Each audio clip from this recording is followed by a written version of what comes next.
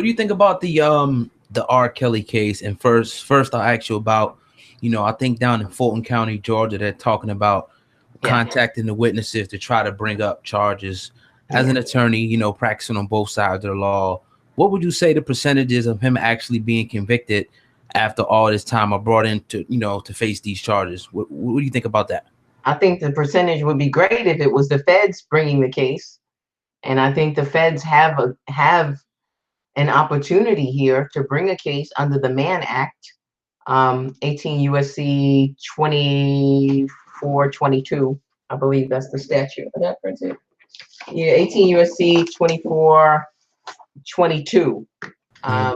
Actually, let me read it. It says, whoever knowingly persuades, induces, entices, or coerces an individual to travel in interstate or foreign commerce on any territory or possession of the United States to engage in prostitution or in any sexual activity for which any person can be charged with a criminal offense or attempts to do so shall be fined under this title or imprisoned not more than 20 years.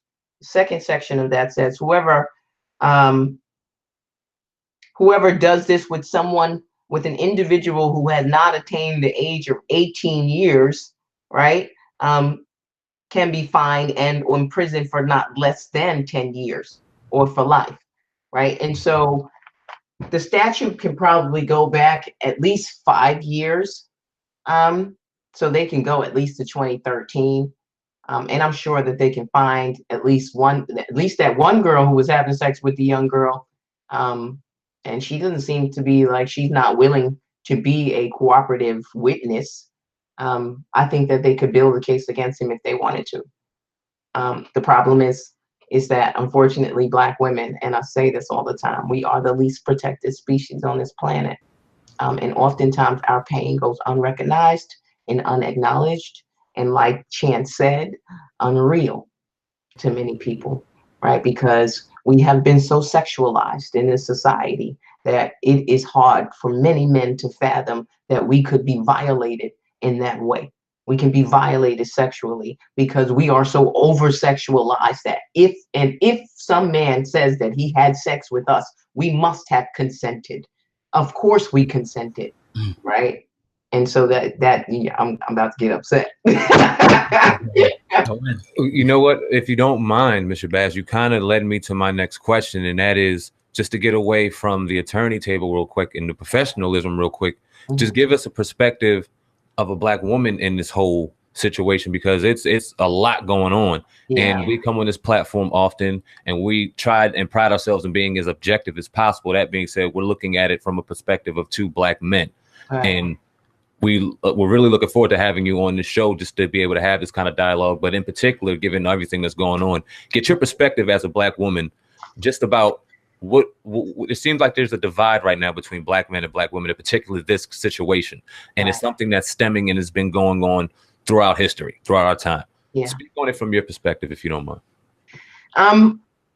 It's difficult because, obviously we have to deal with the history of molestation in our own community, in the Black community, right? And the reality, the realities that lie within that. But that can never serve as an excuse, right? As an excuse to justify the behavior that R. Kelly has engaged in over the past, 20 years or whatever.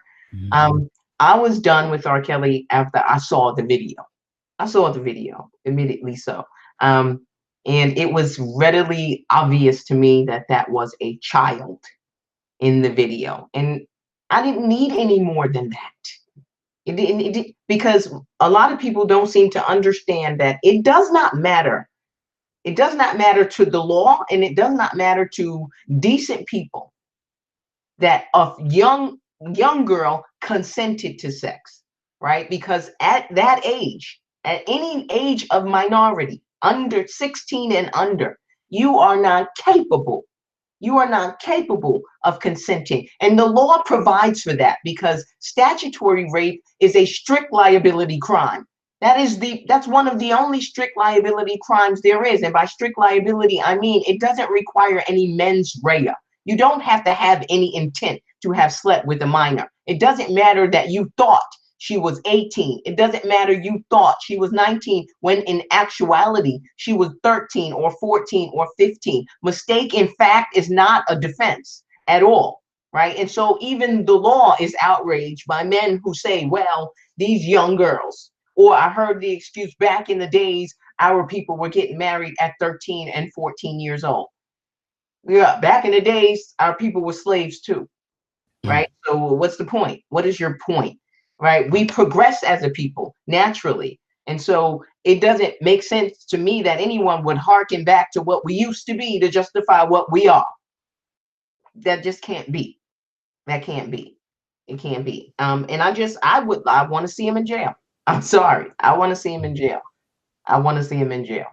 And I have no patience and or tolerance for anyone, male or female, who finds any justification in this behavior. It's just, there's just none there. None. Right.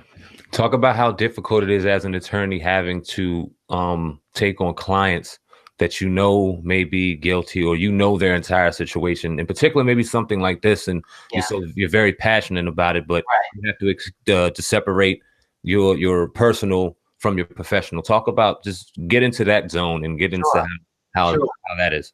Absolutely. So one of the things that I try to explain to people is that I'm very clear on what my job is as a criminal defense attorney, right?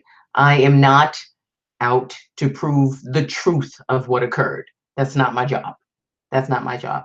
My job, very simply, is to put the people to their burden. Let me say that again. The burden of proof is proof beyond a reasonable doubt. My job is to ensure that every person has a zealous defense. Every person that I represent has a zealous defense. And if the people prove them guilty beyond a reasonable doubt, they did so because they had competent evidence to do so with. That's my job. That's it. And so whether or not the person did it is never a factor for me, because I can never know that, right? There are there's a quote, I forget who says it, but there are our things that we know, our known knowns, and there are some known unknowns, and then there are unknown unknowns, right? There's no way for me to know whether a person actually committed the crime unless they confess. And I promise you, people just don't. They don't say, I did it, but I need you to get me off. They don't do that. They typically maintain their innocence, until, to the end of it, where you see the Richard Gere movie where the guy gets off, turns back and goes, says some slick shit like, yeah, thank you. Right. And then you're like, but there's really no room for me to engage in that sort of thinking, because it will affect my ability to defend my client with the zealousness that he is entitled to under the Constitution.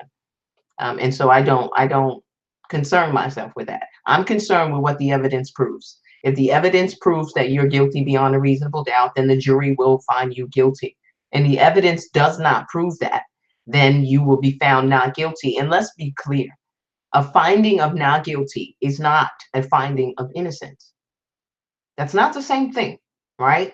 And so when we think about trials like O.J. Simpson, and most Black people swear for God he did that shit, right? We think he did it, right? But we know he was found not guilty. And so that is the prime example of someone who we believe was found not guilty because the evidence was deficient, but we don't think he was innocent.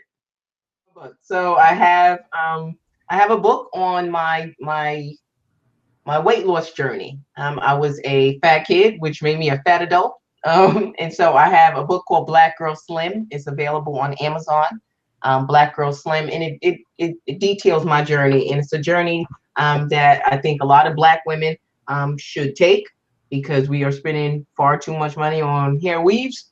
And you're going to look good in that coffin. Your hair going to look real good when you're dead, because we are leading in obesity and diabetes and high cholesterol and high blood pressure, and 4 out of 5 Black women are overweight and or obese, and it's a real problem that we have to address, because without the Black woman, we will have no nation. Tell us where we can find your book.